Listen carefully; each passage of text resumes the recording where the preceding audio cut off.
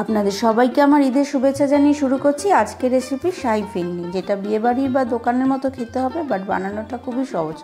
চলুন দেখে নেওয়া যাক। আমি বিদিতা, আপনারা দেখছেন বিদিতার কিচেন। আপনাদের সবাইকে আমার ওয়ার্ম ওয়েলকাম।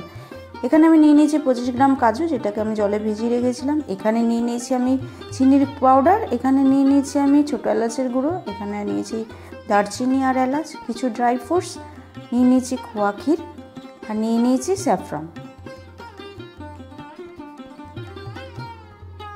আমি এখানে নিয়ে নিয়েছি 50 গ্রাম গোবিন্দভোগ চাল। চালটাকে ধুয়ে একে জল ঝরিয়ে রেখেছি এবং ওটাকে আমি পেস্ট করে নিয়েছি। বাট দেখতে হবে পেস্টটা যেন খুব ফাইন না হয় বা আবার মোটা দানাও যেন না থাকে।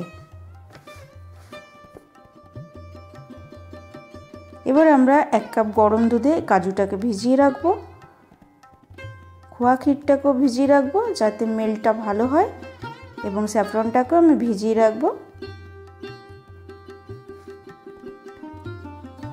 এবার 1 কাপ দুধে আমি এবার চালের গুঁড়োটাকে ভিজিয়ে রাখবো, যাতে গরম দুধে দেওয়ার সময় চালের গুঁড়োগুলো যেন দলা পাকিয়ে না যায়। এখানে কাজু পেস্ট নিয়ে নিয়েছি, আর এই মাটির পাত্রগুলোকে আমি 1 ঘন্টা জলে ভিজিয়ে রেখেছিলাম।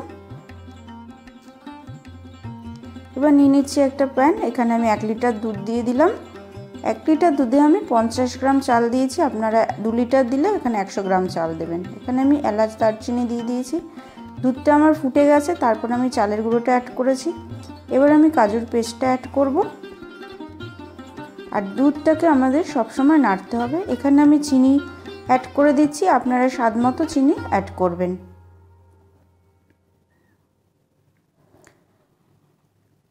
এখানে দিয়ে দিচ্ছি আমি খোয়া ক্ষীরটা, আগে থেকে দুধে ভিজিয়ে রেখেছিলাম যাতে এটা দুধে দেওয়ার সাথে সাথে মেল্ট হয়ে যায়, এবং খোয়া ক্ষীরটা দিলে ক্ষীরের টেস্টটাও খুব সুন্দর হয়। এখানে আমি একটু নুন দিচ্ছি যাতে মিষ্টির ব্যালেন্সটা ঠিক থাকে, আর এখানে দিয়ে দিচ্ছি আমি ছোটো এলাচের গুঁড়ো,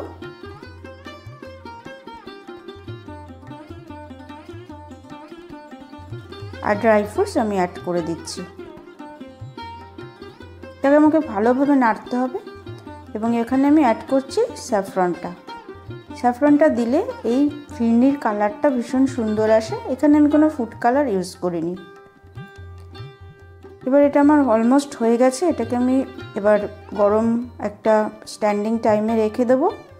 এখানে আমি গুঁড়ো দুধ অ্যাড করেছি, লাস্ট টাইমে আমি ঘি অ্যাড করছি যাতে ফ্লেভারটা সুন্দর আসে। এরকম থিকনেস আসবে, এটা আমি স্ট্যান্ডিংয়ে পয়েন্টে রেখে দিয়েছি যাতে ঠান্ডা হয়ে গেলে আমি এবার এটাকে সার্ভ করব।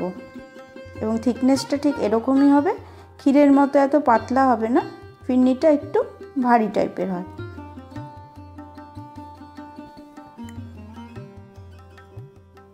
এবার আমি এখানে গার্নিশের জন্য কিছু নারকেল কুঁড়ো দিয়ে দিচ্ছি, দিয়ে দিলাম কিশমিশ, দিয়ে দিচ্ছি কিছু বাদাম,